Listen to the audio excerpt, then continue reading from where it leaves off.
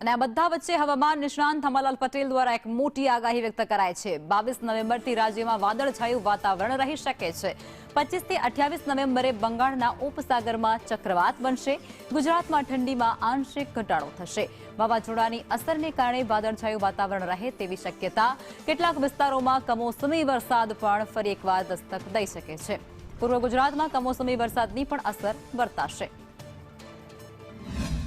બંગાળના ઉપસાગરમાં એક low pressure બની રહ્યું છે તે તારીખ 25 થી 28 માં વાવાઝોડું બનવાની પણ શક્યતા રહે છે અને અરબ સાગરમાં લો પ્રેશર છે તેની અસર ગુજરાતમાં લગભગ થવાની શક્યતા ઓછી છે। બંગાળ ઉપસાગરની અસર અને પશ્ચિમ વિક્ષોભની અસરના કારણે સંયુક્ત અસરના કારણે ગુજરાતમાં વાદળવાયુ ક્યાં છાંટા પડવાની શક્યતા રહેશે।